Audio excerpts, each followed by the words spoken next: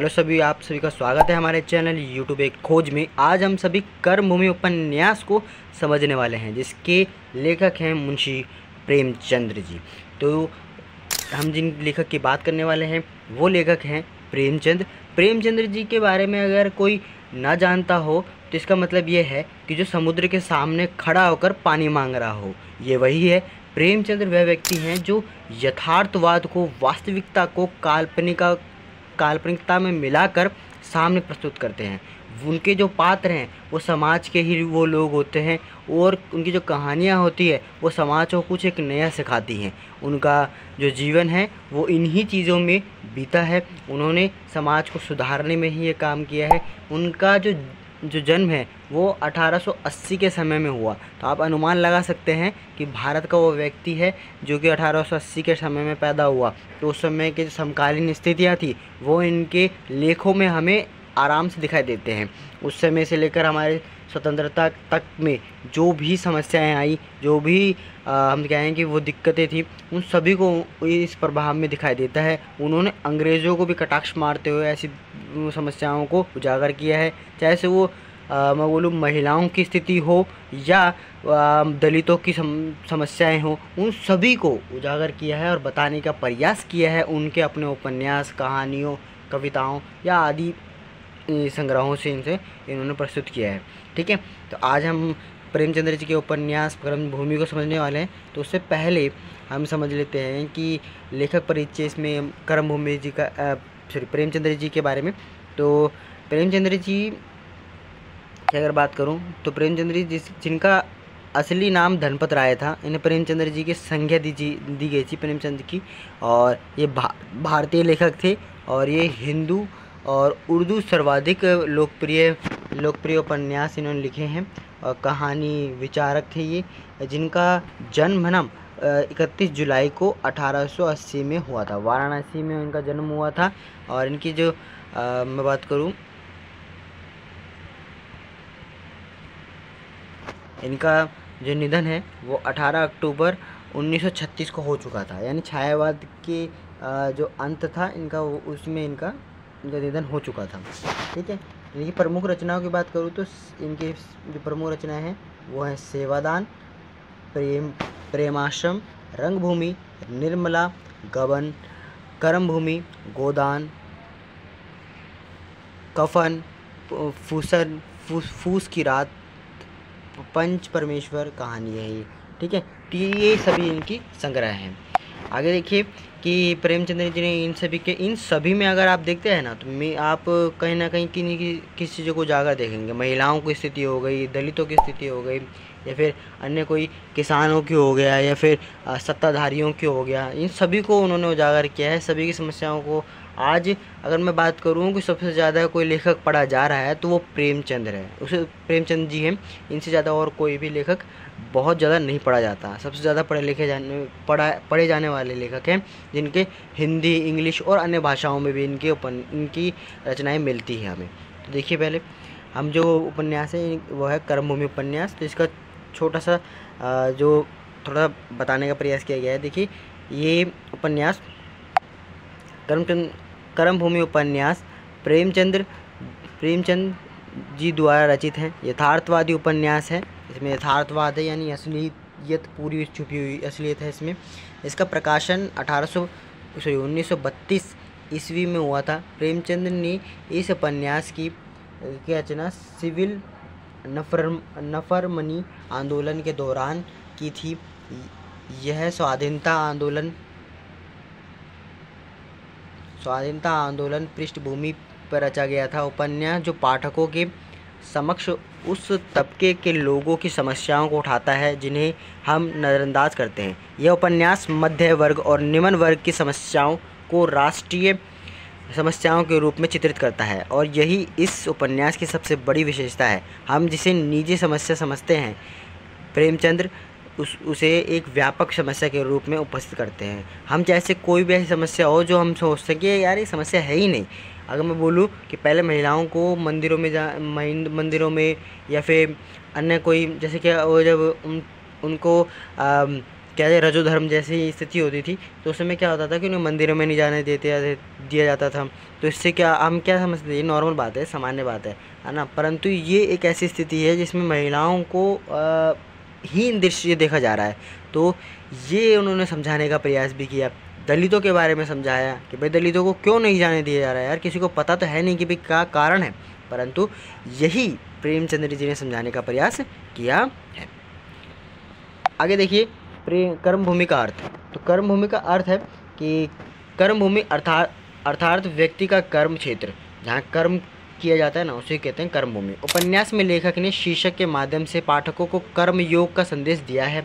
उपन्यास में धनी से धनी व्यक्ति अपना सुख त्याग कर औरों के हित के लिए कर्म क्षेत्र में उतर आते हैं। इस जीवन में व्यक्ति जब अपनी सुख सुविधाओं की चिंता से अधिक दूसरों की सुख दुख की चिंता करने लगते हैं, तभी उसका जीवन संसार रूपी कर्म भूमि में फलीभूत होता है। जीवन की सार्थकता औरों के सुख में निहित है। स्वयं का सुख मनुष्य को स्वार्थी एवं संवेदना शून्य बनाता है। ठीक है, जो खुद का सुख होता है वो इंसान को क्या बनाता है, स्वार्थी बना देता है। परंतु अगर कोई दूसरों के सुख दुख में अगर सामने आता है ना, वो क्या है, लोगों से जोड़ता है, सार्थकता जीवन की देता है। यही बताया गया है। अब इस उपन्यास का कोई एक है कि उद्देश्य क्यों है, कि भाई इसे लिखा क्यों गया, इसका कारण भी तो होगा ना कुछ न कुछ। तो इसमें कारण क्या क्या है, कारण देख लेते हैं।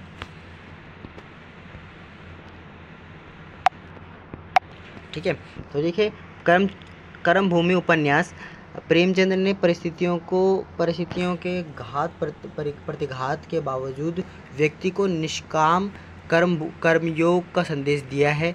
ये है कि भाई कर्म का क्या करना है कि फल की इच्छा मत करो, कर्म किए जाओ। इस तरह का समझाने का प्रयास किया है कि हम बहुत से लोग होते हैं, हम काम करते हैं, हम क्या कर रहे हैं। जैसे इसमें एक पात्र है अमरकांत क्या है कि अपना काम कर रहा है और पीछे नहीं सोच रहा कि उसका क्या फल होगा क्या नहीं होगा, उसको कर रहा है, कर्म कर रहा है, सेवा कर रहा है, बस उसे और कोई मतलब नहीं है उससे।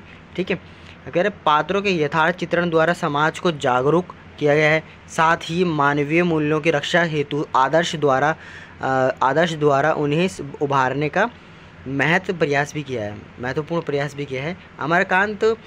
अमरकांत के द्वारा प्रेमचंद्र यह संदेश देते हैं कि चारित्रिक दुर्बलता के कारण व्यक्ति अपने सुखी जीवन को त्याग कर व्यर्थ में भटकता रहता है। ठीक है, व्यर्थ में भटकता रहता है। आगे कहते हैं कि समरकांत वह धनीराम के माध्यम से पूंजीपति वर्ग के स्वार्थी एवं संकीर्ण जीवन का चित्रण किया गया है। देखिए धनीराम इसमें नहीं है, या सलीम होगा, सलीम एक कैरेक्टर है। ठीक है, उसके माध्यम से आगे देखिए प्रेमचंद्र का उद्देश्य सर्वहार वर्ग के सर्वग्रासी संघर्ष को चित्रित करना नहीं, बल्कि धर्म और अत्याचार पर आधारित समाज व्यवस्था का विरोध कर एक ऐसे समाज की स्थापना करना है जो जीवन के मिथ्या आदर्शों का अंत कर एक नए युग का परिवर्तन कर सके। ठीक है, समाज में एक ऐसे विचार का या व्यवस्था का निर्माण करना जिसमें क्या है, जीवन के मिथ्या आदर्शों का अंत करना है। भाई कि जो फालतू के आदर्श बना के बैठे हुए हैं ना, ढकोसले बना के बैठे हुए हैं, आडंबर लगाते हैं, उनको ख़त्म करना है और अच्छाई को सामने लाना है, एक तरह से जिसमें स्वार्थ ना हो, ऐसे जीवन को सामने लाना है। ठीक है, आगे देखिए कर्मभूमि उपन्यास की जो अगर मैं बात करूँ मूल समस्याएं क्या क्या हैं, तो यही हम इसमें बात करेंगे। देखिए इसमें ज़मीन की समस्या है, भाई ज़मीन हथिया लेना, किसानों के अधिकारों को छीन लेना, इस तरह की समस्या है। इसमें लगान कम करने की समस्या भी इसमें सामने दिखेगी आपको। जब इसको पढ़ेंगे ना तो इसमें आपको ये मिलेंगे, अभी आगे हम जब पढ़ेंगे तो थोड़ा समझ आएगा। खेतीहर मजदूरों की समस्या, ठीक है, खेतीहर मजदूरों की जो समस्या है वो भी इसमें उजागर की गई हैं। अछूतों के मंदिर में प्रवेश की समस्या, इसमें हमें अछूतों के बारे में दिखेगा। ठीक है, आगे इसमें बात करते हैं कि इसमें नारी की असुरक्षा की समस्या भी है, पत्नी के समान अधिकार की समस्या है, ये सभी इसमें समस्याएं हैं। ठीक है। अब देखिए इसमें ना समस्याओं की बात करूँ तो इसमें ये सारी समस्याएं हैं कि भाई हाँ, महिलाओं की समस्या है, नारियों की सुरक्षा की समस्याएं हैं, है ना, और अछूतों के मंदिरों में प्रवेश की समस्या थी, आगे और भी समस्याएं थी, विडम्बनाएं, ये सारी हैं, ठीक है। इसमें हम आप देखोगे ना तो इसमें कुछ ऐसे मैं कहूँ कि सांस्कृतिक या फिर पारंपरिक जो आडंबर चले आ रहे थे ना, उनको भी ख़त्म करने का प्रयास किया गया है। उन्होंने ये भी प्रयास किया है कि लोग जो अछूत लोग हैं, अछूत क्यों बने हुए हैं, उनके अछूत बनने का कारण क्या है कि भाई और कुछ कारण है कि जो वो अपने आप ही ऐसे कारण भी हैं, जैसे कि इसमें बताया गया था एक चीज़ में कि भाई वो अछूत लोग थे चमार एक जात है जिसमें वो मांस खाते हैं, तो मांस खाते हैं इसलिए उनको अछूत समझा जाता है। और यही अमरकांत जिसमें कैरेक्टर है वो ये समझाता है कि भाई मांस खाने से या फिर मांस को इस प्रकार से प्रयोग करने से तुम क्या कहलाते हो, तुम्हारी जात को इसलिए तुम्हें छोटा समझा जाता है, तुम इस तरह मार कर खा रहे हो, ये कर रहे हो। उनको क्या है, उनको ये पसंद है करना, काम करना यही करते हैं वो, परंतु अमरकांत समझाना चाहता है कि नहीं, ये गलत है, ये मत करो, इससे ही तुम्हें बदनाम किया जाता है, ये काम मत करो, अच्छा नहीं है। तो ये है, इसकी बात मान भी लेते हैं आगे। आप देखिए ये जो वीडियो बनाई जा रही है ना, ये आपको एक बेसिक नॉलेज देने के लिए है कि ये उपन्यास है क्या। आप ये ना समझें कि ये पूरा उपन्यास को इसमें पढ़ा दिया जाएगा, क्योंकि वो 300 से 350 के आसपास मतलब उसमें पेज है, उसको समझा पाना, ये पूरी उसको डाल देना ये बहुत ही मुश्किल है। उसका एक ड्राफ्ट के रूप में आपके सामने डाला जा रहा है ये, इसको आप समझ लें। समझने के बाद में क्या होगा कि आपके दिमाग में बैठ जाएगी मूल कहानी कि मूल कहानी है क्या, यही इसमें समझाने का मैंने प्रयास किया है। आप इसको सुन लेंगे ना, इसके बाद में अगर आप एक पेज में लेके ड्राफ्ट कर लेंगे कि भाई कैरेक्टर कौन कौन से हैं, कौन सा कैरेक्टर क्या है, आपको एक कहानी दिमाग में बैठ जाएगी। अगर आप एग्ज़ाम से एक दिन पहले देख रहे हैं तो ये मस्त है, आप देख लीजिए ज़रूर, ये आपके लिए फ़ायदेमंद होगा। पर अगर आप एग्ज़ाम से 1 महीना 2 महीना पहले देखने सोच रहे हैं कि भाई आप थोड़ा सुन लेते हैं, तो मेरे मतलब मैं ये कहूँगा कि उपन्यास को ज़रूर पढ़ लें। पहले उपन्यास पढ़ ले या फिर पहले इसको देख के फिर उपन्यास पढ़ ले, तो आपके दिमाग में कहानी बैठी रहेगी, आप उसको बेस के रूप में ले सकते हो। तो आगे समय बर्बाद न करते हुए आगे शुरू करते हैं। कर्मभूमि उपन्यास की पात्र योजना एवं चरित्र चित्रण। कर्मभूमि उपन्यास के प्रमुख पात्र क्या क्या हैं वो समझने वाले हैं। देखिए इसमें पहले समझ लीजिए कि इसमें प्रमुख पात्र कौन कौन से हैं, ठीक है। आगे हम उपन्यास को पढ़ेंगे जब, इसमें हमें लाभदायक रहेंगे।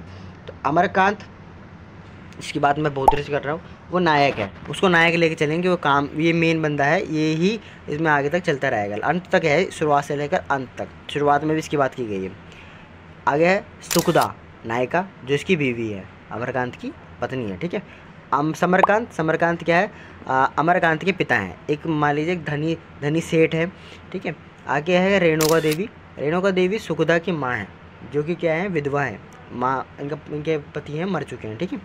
फिर परंतु ये भी एक अच्छी खासी मतलब एक समृद्ध औरत है। आगे देखिए नैना अमरकांत की बहन है। कौन है, अमरकांत की बहन, ठीक है, अमरकांत की बहन है। आगे देखिए इसमें आगे कुछ और पात्र हैं। आगे है नैना, अमरकांत की बहन, सॉरी हो गए तो। फिर आगे है मुन्नी गांव की लड़की जिसके साथ बलात्कार हुआ था। ये बलात्कार एक है का पात्र, एक साथ में बलात्कार हुआ है कहानी में, परंतु इसे थोड़ा आगे समझेंगे ना तो और समझ आएगा, अभी से ऐसे ना बैठे।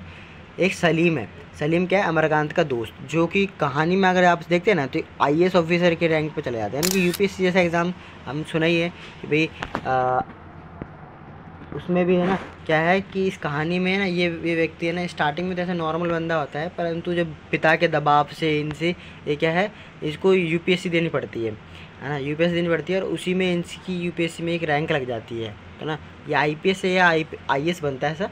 तो आगे इसी कहानी में ये एक तरह से आप पात्र देख सकते हैं, मूल ही है थोड़ा सा, ये भी मेन पात्र में आता है, ठीक है। आगे है सकीना अमरकांत जिसके प्रति अनुरक्त है, अनुरक्त मतलब जिसे प्रेम करता है, ठीक है, ये मुस्लिम महिला है, ठीक है, इससे वो प्रेम करता है, ठीक है। आगे है काले खां चोरी का सामान बेचने वाला, ये चोरी का सामान बेचता है, किसको, समरकांत को बेचता है। समरकांत एक सेठ है एक तरह से, वो क्या करता है, लोगों को ब्याज पर पैसा देना, या आगे और भी है कुछ काम, ये सब काम, इसे ज़मीनों को लेना देना, इस तरह से काम करता है, ठीक है। एक है प्रोफेसर शांति कुमार, अमर के गुरु हैं, ठीक है। आगे थोड़ी सी हैं इस कहानी को। उपन्यास में और भी पात्र हैं जो प्रसंगवश आए हैं, प्रसंगों के कारण आए हैं जिनके माध्यम से कथानक को उसके चरम बिंदु तक पहुंचाया गया है। सेठ धनीराम, चौधरी गुदर, पठानिन, मिस्टर घोष आदि कई पात्र हैं। प्रेमचंद इन पात्रों के माध्यम से समाज का यथार्थ रूप सामने लाते हैं और चरित्र परिवर्तन द्वारा समाज में आदर्श की स्थापना करते हैं। जो समरकांत मानवता का शोषक था। क्या है समरकांत कौन? अमरकांत जी के पिता, ठीक है, शोषक था। वह अंत में समाज सेवक बन जाता है। कालीघाट जिसका जीवन हत्या व अपराध में बीतता है, वह भी अंत में हीन कर्मों से संन्यास ले लेता है। उपन्यास का पात्र सलीम को शान और अधिकार के मध्य से निहित जनता को दमन की चक्की में पीसता है। वह अंत में उन्हीं का रखवाला बन जाता है। क्या कह रहे हैं? सलीम जो शासन और अधिकार के मध्य में निहित जनता को दमन की चक्की में पीसता है। देखिए ये कहता है स्टार्टिंग में कैसा बंदा था कि स्टार्टिंग में आप देखोगे ना तो पैसा लुटाने वाला एक तरह से, है ना, एक तरह से ये भी धनी में था, है ना, समृद्ध व्यक्ति। तो ये स्टार्टिंग में तो ऐसे नॉर्मली रहता है कि हाँ भाई ऐश करनी है, मौज करनी है, वो वाला। परंतु जब धीरे धीरे जब इसमें दिमाग में बैठता है, अमरकांत की बातें बैठती हैं, तो ये इसका जो विचार है वो बदल जाते हैं सारे। और अंत में आप देखते हैं सेवक बन जाता है, उनका ऑफिसर बन जाता है। धनीराम भी अब अंत में मनुष्यता की सेवा करता है। धनीराम कौन है? धनीराम अगर देखोगे ना तो इसमें जो ऊपर आया था कि इसमें आया था इसकी बहन थी ना, आपने देखा होगा नैना। ये नैना है ना, ये नैना इसकी क्या है? ये इसकी बहन है, इसका ये पति है धनीराम, ठीक है। तो धनीराम है। अभी धनीराम के बाद में आता है कि धनीराम हो गए, कह रहे भी अंत में मनुष्यता की सेवा करते हैं और उसके कारण ही सबकी रिहाई होती है। इस प्रकार हम देखते हैं कि पात्रों की योजना प्रेमचंद ने परिस्थितियों के अनुकूल ही किया है। ग्रामीण व शहरी पात्रों की कहानी को एक चरम बिंदु पर लाकर समाप्त किया है। यह इस उपन्यास की विशेषता के रूप में देखा जा सकता है। तो चलिए आगे बात करते हैं।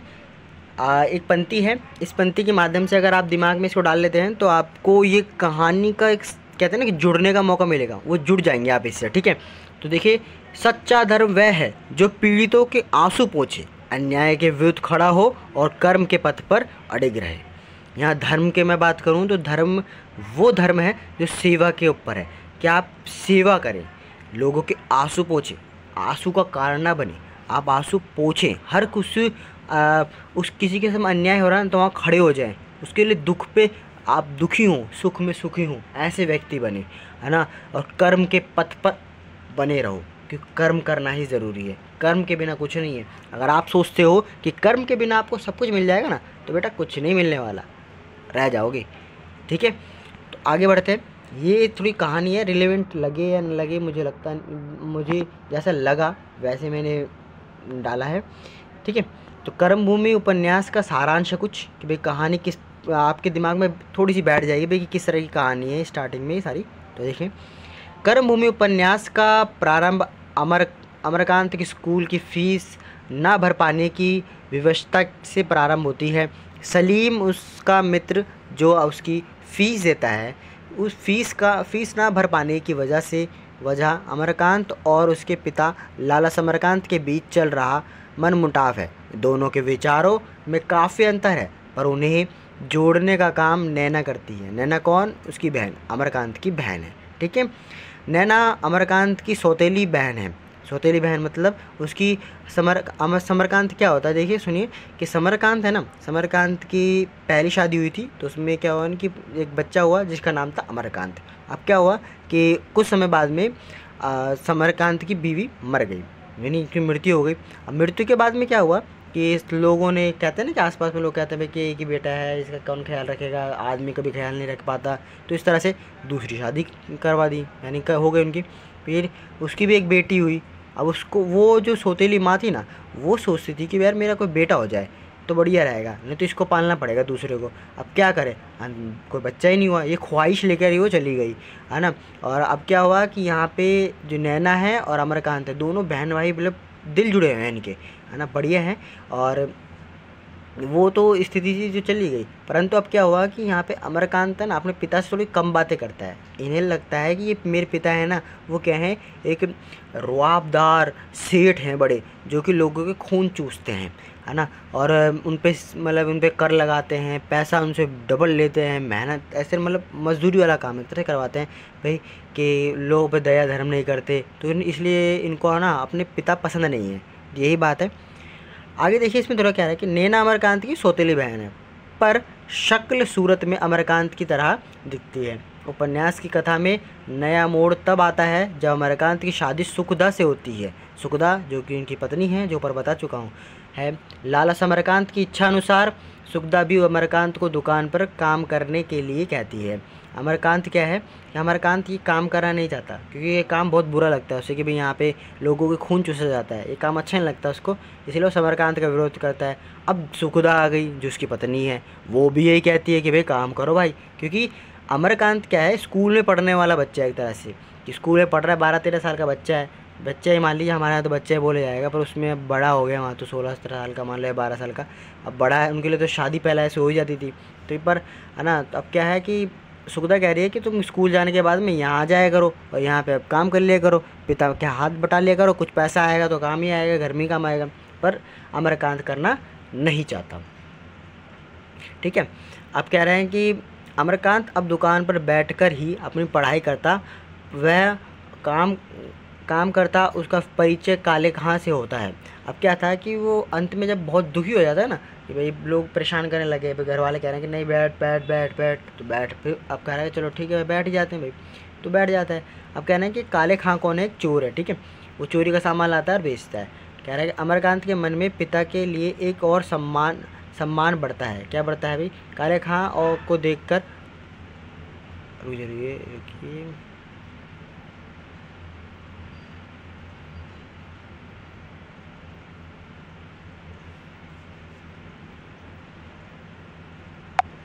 इसमें एक काले खां, यहाँ से सॉरी मैं वहाँ से पढ़ा था, से होती है, जो चोरी का सामान बेचने समरकांत के पास आता था। वहीं उसकी मुलाकात पठानिन, जो सकीना की दादी है, उससे होती है, जिसे लालच समरकांत जीवोपार्जन मतलब जीवन के जीने के लिए कुछ धनराशि देना हेतु 5 रुपये महीना देते थे। इन दोनों चरित्रों पठानिन और काले खां को देखकर अमरकांत के मन में पिता के लिए एक और सम्मान बढ़ता है। वहीं दूसरी ओर उन्हें निष्कृष्ट कोटि का काम करने वाला समझने लगता है। देखिए, जो काले खां है वो चोरी का सामान लेके आता है, चोरी का सामान बेचता है, तो इसलिए इसके दिमाग में क्या बैठता है कि मेरे पापा बेकार है। पर यहीं पे जो पठानिन है, मुसलमान है, वो आती हैं और वो सामान जो पैसा मांगती है ना, कि भाई सेठ जी हमें पैसे देते हैं, ऐसे मदद करते हैं, मेरी बहुत सालों से कर रहे हैं, तो यहाँ पे खुश हो जाता है, मेरे पिता अच्छे हैं। ठीक है, समझने लगता है। और कहते हैं आगे, पठानिन के जरिए सकीना से मुलाकात होती है और उनकी नज़दीकियाँ भी बढ़ती हैं। सुखदा को त्याग कर अमरकांत सकीना से विवाह करना चाहता है। यह सब कुछ अचानक नहीं होता। सुखदा और अमरकांत दो भिन्न प्रवृत्ति के थे। क्या था, क्या अब सुखदा है ना, वो कहता है अमरकांत सकीना से मिल जाता है, परंतु सुखदा से मिलने तक के लिए उसके बीच में बहुत से पड़ाव होते हैं। वो आप उपन्यास पढ़ेंगे तो आपको समझ आएगा कि भाई सुखदा से क्या होता है कि जब सुखदा नहीं, सकीना, अमरकांत क्या होता है कि उसके पास जाता है, किसके पास, पठानिन के पास जाता है। भाई बीच में मिलना जुलना हो जाता है ना, कि भाई उनकी भाई मदद करते हैं पिता, मेरे पिता, तो उससे मिलने चल जाता है। तो वहाँ जाता है तो वहाँ देखा बहुत गरीबी है, बहुत बेकार स्थिति हो रखी है, तो उनकी मदद करने के लिए क्या करता है, उन्हें वो काम दिलाता है कि भाई ये रुमाल है, ये सिलाई है, इस तरह से करो। तो इसलिए धीरे धीरे उनका कांटेक्ट जुड़ जाता है, और जब जुड़ता है तो फिर धीरे धीरे उनकी बातचीत चलती है। तो यही है कि भाई सकीना की और अमरकांत की बातचीत वहाँ शुरू हो जाती है भाई। और उन्हें लगता है कि भाई अमरकांत को क्या था कि अमरकांत की बीवी सुखदा वो थोड़ी सी शासन टाइप है, वो शासन करती है, और यहाँ पे सकीना क्या था, उसको समान दर्जा देती है, उसकी सेवा करती है। उसे वो क्या समझती है, एक प्रभु देवता समझती है अमरकांत को। क्योंकि अमरकांत क्या है, अमरकांत सभाओं में जाता है, वो विरोध करता है बुरी चीज़ों का, जैसे वो कोई भी हो, अंग्रेज़ हो या किसी और चीज़, समाज की विडंबनाओं का इनका विरोध करते हैं। और है ना उन्होंने क्या करा कि अमरकांत है ना वो क्या है इनकी मदद भी कर रहा था, तो इसलिए वो देवता मानती है इसे। ठीक है, आगे देखिए कि इसमें कहते हैं कि पठानीन के ज़रिए सकीना से मुलाकात होती है, हाँ, और इनकी नज़दीकियाँ भी बढ़ती हैं। सुखदा को त्याग कर अमरकांत सकीना से विवाह करना चाहता है। ये सब कुछ अचानक नहीं होता। सुखदा और अमरकांत को दो विभिन्न प्रवृत्ति के थे, ये तो हमने पढ़ लिया। दोनों के मध्य संबंध स्थापित तो होते हैं किंतु प्रेम की प्रकाष्ठा तक नहीं पहुँचते। उन्हें एक बालक भी होता है पर वह भी इन्हें जोड़ पाने में सहायक नहीं होता। इनकी क्या होती है कि जब इनकी शादी हो जाती है, शादी के बाद में भी इनके विचार ना साथ में नहीं मिल पाते, क्योंकि ये अलग अलग प्रवृत्ति के हैं। एक सोचता है कि भाई काम ज़रूरी है, ये ज़रूरी है, एक सोचता है समाज सेवा ज़रूरी है ना। ये इनकी अलग अलग है। सुखदा एक अच्छे परिवार से आई, अच्छे खासे परिवार से आई थी, जहाँ पे खाना पीना ऐसी कोई दिक्कत थी नहीं, वहाँ लड़ाइयाँ नहीं होती थी जैसे काम की, है ना। और वो अच्छे ओहदे से आई थी आराम से भाई कि परिवार में आस खुशी जीवन चल रहा था।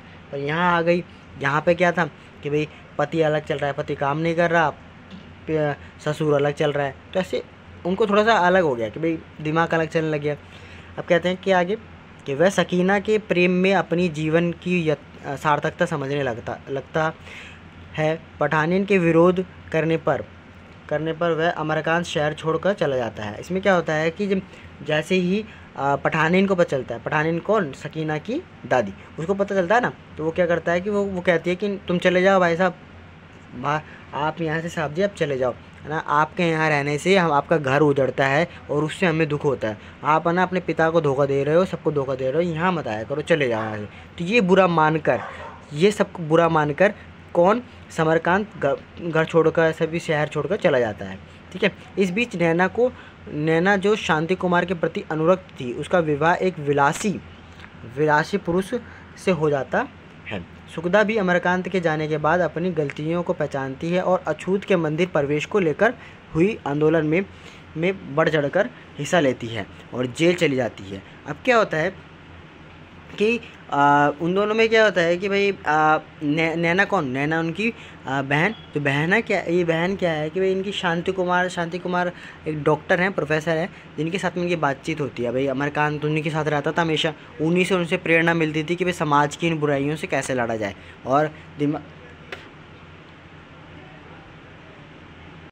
समाज की इन बुराइयों से कैसे लड़ा जाए, ये सभी है ना उनको ना किससे, शांति कुमार जी से दिमाग में आती थी। अब ये क्या था कि शांति कुमार जी थोड़े जवान थे, नैना से उनकी थोड़ी बातचीत हो गई थी, भाई नैना से शादी करना चाहते थे, परंतु क्या हुआ कि नैना की शादी कहीं और हो गई। नैना की धनीराम बताया आपको, इनसे शादी हो जाती है। तो अब क्या होता है कि भाई फिर आगे धीरे धीरे सुखदा को तो स्टार्टिंग में तो कुछ नहीं होता। सुखदा क्या करती है कि भाई मेरी गलती थोड़ी ना है, अमरकांत की दिक्कत है, अमरकांत मुझे छोड़ के गए, मेरी गलती थोड़ी ना है, मैं भी छोड़ के जा सकती हूँ पर मैं नहीं जा रही ना, ऐसे अपने आप को सोचती है मैं ही सही थी अभी भी, तो ये सोचती है।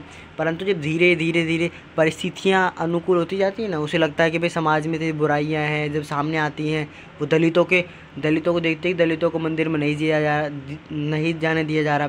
अब शांति कुमार उसका विरोध भी करते हैं, उपन्यास में देखेंगे ना, तो शांति कुमार इसका विरोध भी करते हैं। तो यही सब कुछ देखती है कौन, सुखदा देखती है कि भाई यार इतनी बुराइयाँ चल रही हैं, इतनी समस्याएं चल रही हैं, तो उन बुराइयों के खिलाफ, इन सभी के खिलाफ भाई कि दलितों क्यों नहीं आने दिया जा रहा। तो शांति कुमार को क्या होता है कि इसमें शांति कुमार जी को कुछ चोट लग जाती है इन्हीं कारणों से कि विरोध कर रहे थे, चोट वगैरह लग जाती है। तो सामने कौन आता है, सुखदा क्या है कि समरकांत की बहू है, तो इसलिए उसका ओहदा ज़्यादा है, ताकत भी ज़्यादा है। तो वो क्या करती है, विरोध जब करती है ना, तो कहती है कि नहीं ये अंदर जाके रहेंगे, ये जाएंगे अंदर, इनको दलित आप कुछ भी मान लो आप, पर ये जाएंगे अंदर भाई।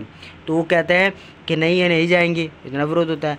पर अंत में जाके जब हार मान जाते हैं ना, कि हार हो जाती है, तो अपने आप ही वो सामने वाला जो विपक्ष है वो बैठ जाता है और यहाँ पे सुखदा जीत जाती है। समरकांत भी सामने वाली पार्टी में था, वो क्या था, वो हार जाते हैं। वो कहते हैं कि नहीं हम मंदिर में हम नहीं जा रहे भाई, एक तरह से वो एक तरह से आगे पीछे हो जाते हैं और ये सब फिर अंदर जाने लग जाते हैं। फिर दलितों को धीरे धीरे जाना, मंदिरों में जाकर प्रवेश लेते हैं, ये सब कुछ होता है इसमें। तो मतलब ऐसे और भी मुद्दे हैं, जैसे वो अब दलितों को कमरा दिलाना हो गया, घर दिलाने की बात हो गई, या फिर आगे और भी स्थितियाँ होगी, महिलाओं की स्थिति को सुधारने की बात हो गई। तो हर मुद्दे पर फिर सुखदा बोलती है। अब सुखदा कहती है कि यार मैं इन्हीं मुद्दों के लिए तो मना करती समरकांत को समरकांत नहीं, अमरकांत को सभाओं में जाने से रोकती थी और उनको बार बार बोलती थी कि समाज सेवा में कुछ नहीं रखा, घर में सेवा करोगे, घर में काम करोगे तो काम आएगा, पैसा काम आएगा, ये ऐसे काम नहीं आएगा बाहर भटकने से।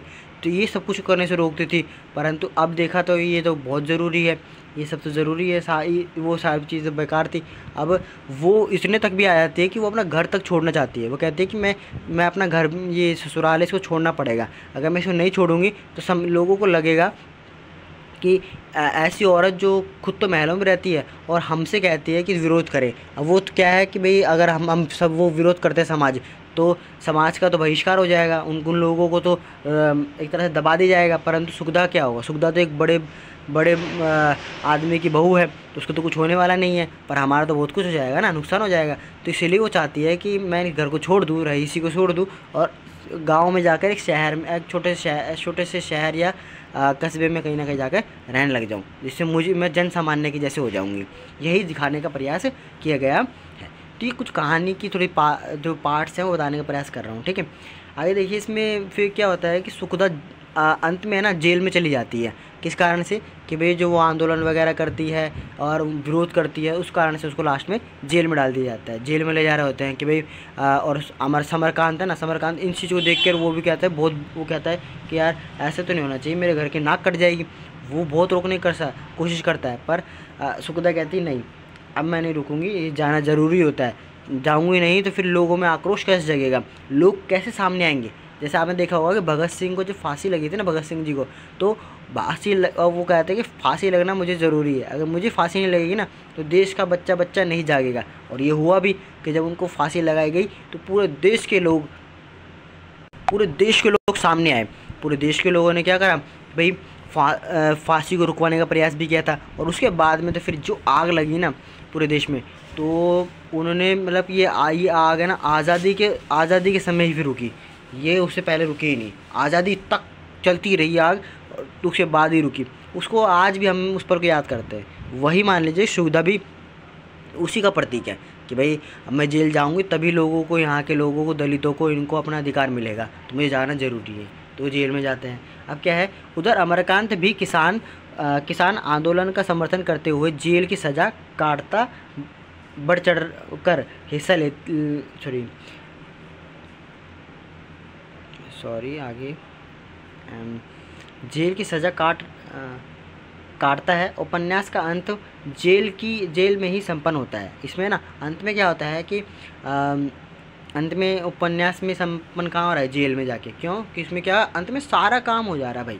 देखिए अब क्या है कि अमरकांत जेल में क्यों गया है, जेल में इसलिए गया है क्योंकि वो क्या है, वो जब घर छोड़ के गया, अपना शहर छोड़ के चला गया, तो एक जगह पर हरिद्वार की तरफ में ऐसे चला गया था, ठीक है। वहाँ पर उसे मुन्नी मिलती है। मुन्नी कौन है, अभी आप देखेंगे ना, तो एक मुन्नी है, एक औरत है, जिसके बारे में कि भाई ये मुन्नी की बीवी बच्चे भी थे, सब थे। अभी क्या होता है कि इसका रेप कर लेते हैं कोई, ये ऐसे कहीं गई हुई होती है कि भाई दूसरे शहर में से कुछ काम से गई होती है, वहाँ अंग्रेज़ लोग इसका क्या कर देते हैं, रेप कर देते हैं। रेप करने के कारण क्या होती है, ये फिर बदनाम हो जाती है एक तरह से, और फिर इसका दिमाग जो पागल से हो जाता है।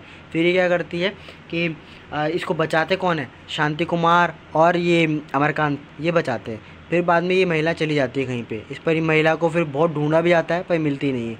फिर एक बार क्या होता है कि अमरकांत की दुकान के सामने ही ये आती है औरत, और कुछ अंग्रेज़ है ना सामने आ रहे होते हैं समरकांत की दुकान पर। तो ये क्या आता है कि ये एकदम से आती है, उनको ना चाकुओं से मार कर ख़त्म कर देती है। फिर पता चलता है कि ये तो वही औरत थी। अमरकांत कहता है ये तो वही औरत है।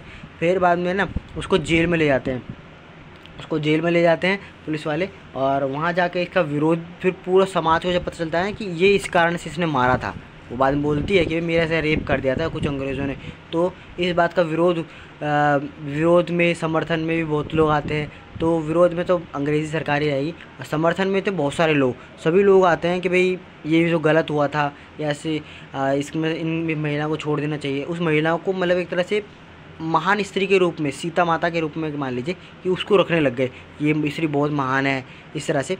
अब क्या होता है कि अंत में केस में क्या होता है कि फाइनल हो जाता है कि अमरकांत है ना, थोड़ा बहुत पैसा अमरकांत लगाता है, थोड़ा सब लगाता है, पर उसके घर में ना क्या होता है कि बच्चा पैदा हो जाता है ना, तो इसलिए वो घर पे रहता है ना, और शांति कुमार वहीं रहता है। तो शांति कुमार ये सब ने केस में वहाँ जाते हैं, अंत में उसे छोड़ दिया जाता है उस महिला को, क्योंकि उसके समर्थन में बहुत लोग थे और कहते हैं कि ये निर्दोष है, इसे छोड़ दो, तो छोड़ देते हैं। वो कहती है कि नहीं, मुझे मत छोड़ो, मुझे मार दो, क्योंकि मैं जीना नहीं चाहती, अब मेरे बच्चे सब है ना, उनके पास मैं जा नहीं सकती और समाज में जी नहीं सकती, मुझे छोड़ दो, मुझे फांसी की सज़ा दे दो, मैं जीना नहीं चाहती।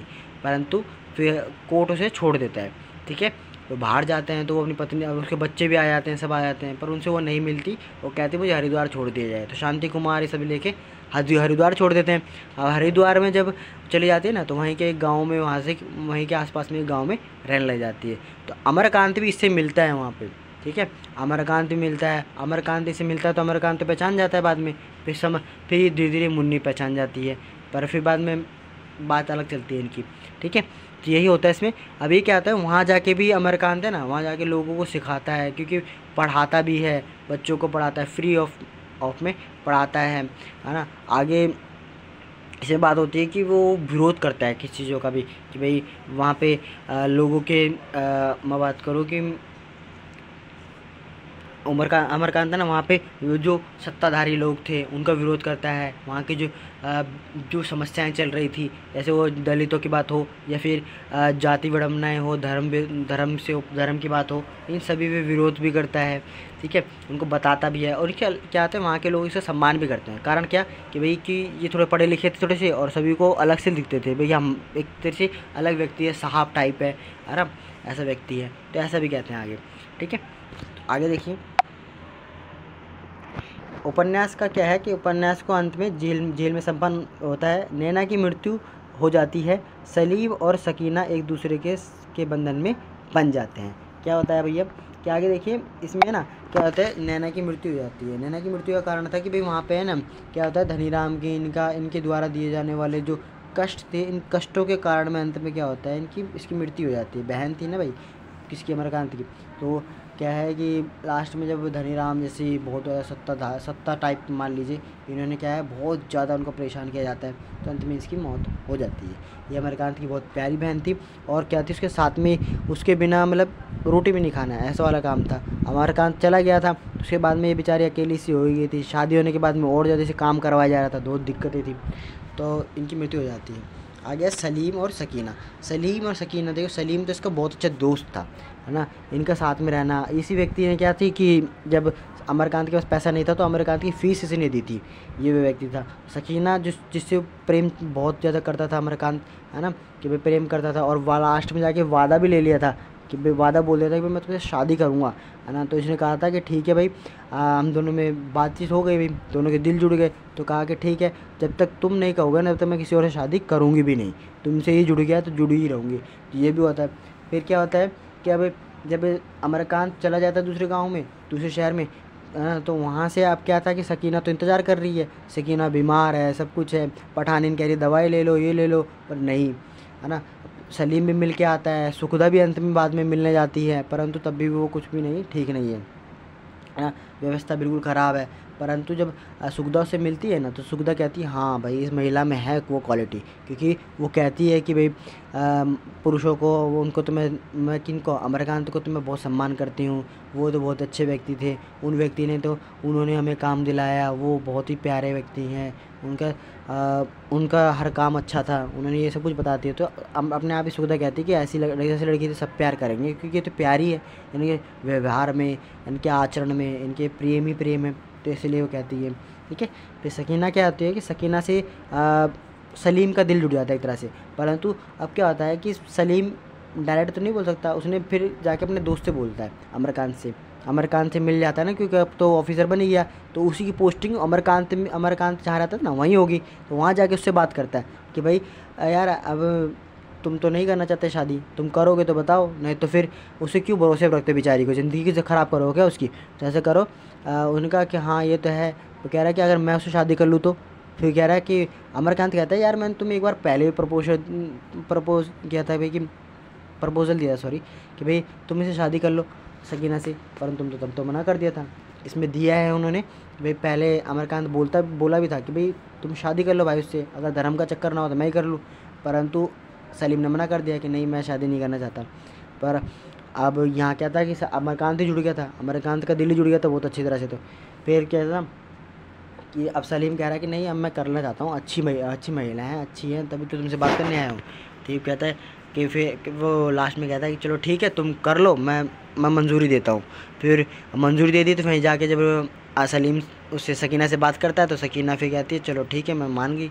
वह मान क्यों कि भाई उनसे कहा था कि जब तक तुम नहीं कहोगे जब तक मैं किसी और से शादी भी नहीं करूँगा, किसी और से जुड़ेगा नहीं दिल, ऐसा कहा था।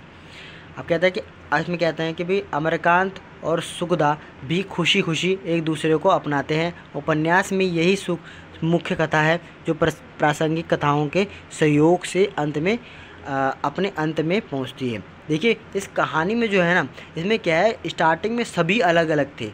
जैसे मैं अमरकांत की बात कर दूं कि अमरकांत स्टार्टिंग में कैसा था कि वो समाज सेवा करना चाहता था। हाँ, समाज सेवा की उसने महिलाओं को अलग दृष्टि से समझता था कि ये महिलाएं अलग दृष्टि से होती हैं। उसने सुखदा को माना कि ये स्त्री तो सिर्फ शासन करना जानती है। परंतु जब उसके बारे में पता चला ना कि समाज सेवा भी कर रही है, दलितों का सम्मान के लिए, उनके अधिकारों के लिए लड़ रही है, तो अपने आप इसके विचार बदल गए। अपने पिता के प्रति जो इसके विचार थे कि भाई मेरे पिता गलत व्यक्ति हैं, वो समाज सेवा नहीं करते, वो ना लोगों शोषण करते हैं, तो वो जब पठानिन के बारे में विचार सुनते हैं, जब गांव के और व्यक्तियों के विचार सुनते हैं तो पता चलता है कि मेरे पिता भी बहुत अच्छे हैं। तो ऐसी और भी चीज़ों में पता चलता है कि भी जैसे उस सलीम की स्थिति हो कि सलीम स्टार्टिंग में तो कैसा व्यक्ति था भाई समाज में, वो भी एक तरह से शोषण वर्ग से आता था, परंतु जब उसके विचार बदलते हैं, सब कुछ बदलते हैं, ऑफिसर बनता है तो क्या है अब सेवा कर रहा है ना। तो सभी की स्थिति अलग अलग है। सुखदा जैसे पहले स्टार्टिंग में कैसी थी, पहले इसको समाज सेवा को एक बकवास समझती थी, परंतु जब उसके खुद ही इससे जुड़ी तो उसे परमो धर्म समझने लगी।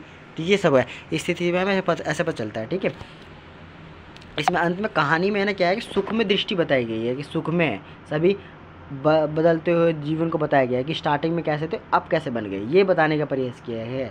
सुख में जीवन के बारे में बताया गया है। तो अंत में मैं निष्कर्ष की बात करना चाहूँगा कि कर्म भूमि प्रेमचंद्र का एक क्रांतिकारी घोषणा पत्र है जो यह उद्घोष करता है कि मानवता की सच्ची साधना कर्म और संघर्ष में है। यह उपन्यास धर्म के वहाँ आडंबर को तोड़ता है और हमें बताता है कि जीवन की सबसे बड़ी पूजा परिश्रम, सेवा और न्याय के लिए लड़ी गई लड़ाई है। अमरकांत जैसे पात्रों के माध्यम से प्रेमचंद्र यह संदेश देते हैं कि जो व्यक्ति अपने सिद्धांतों पर अडिग रहता है वही इतिहास बनाता है। कर्मभूमि सिखाती है कि जब तक जातिवाद, भेदभाव, शोषण और अज्ञानता की जंजीरें तोड़ी नहीं जाएंगी तब तक सच्चा विकास संभव नहीं है। तो दैट्स इसमें क्या है कि इस महागाथा का निष्कर्ष है कि जीवन का वास्तविक धर्म केवल मानवता की सेवा में है और कर्म ही मुक्ति का मार्ग है। अगर कर्म करोगे ना तो आगे जीवन है, नहीं तो नहीं है। जीवन की वास्तविकता केवल मानवता की सेवा है। ठीक है, सेवा करोगे तो अच्छा है, वही आपका काम आएगा। आप सोचते हो कि नहीं मैं पैसा कमा लूँ, पैसा कमाऊँगा जब भी जीवन चलेगा, तो नहीं, वो नहीं है। ठीक है, वह मेन मुख्य उद्देश्य हमारा वो नहीं है, उससे और भी उद्देश्य हैं। पैसा कमाना हाँ एक ज़रूरत है, पैसा केवल हमारी ज़रूरत है, उस ज़रूरत को पूरा करने तक उसका प्रयोग करो, उसके बाद में आपका अगला कर्म आपका सेवा है। ठीक है, तो दैट्स धन्यवाद आप सभी का, धन्यवाद कि आपने अंत में, अगर आप अंत तक रुके रहे हैं तो लास्ट में कमेंट में ज़रूर बता के जाएँ फाइनल, आप लास्ट में बता के जाएँ। और अगर आपको इस चैप्टर से या इस उपन्यास से कोई भी दिक्कत हो तो आप है ना कमेंट में हमें ज़रूर बताएं। और आपके टेलीग्राम चैनल जो कि यूट्यूब एक खोज के नाम से है, इसमें आप जुड़ सकते हैं और उसमें भी आप हमसे पूछ सकते हैं। इस वीडियो से रिलेटेड कोई नोट्स चाहिए हो तो आप नोट्स ले सकते हैं। और आगे अगर कोई वीडियो चाहिए हो जिस टॉपिक पर, उसका नाम भी आप कमेंट में ऐसे बता सकते हैं मुझे, तो उसमें भी मैं वीडियो बनाने का प्रयास करूँगा। ठीक है, और अगर आपको हमारे चैनल से कोई भी अच्छी न्यूज़ या अच्छी बातें पता चलती हैं तो चैनल को लाइक ज़रूर करके जाएं। Thank you.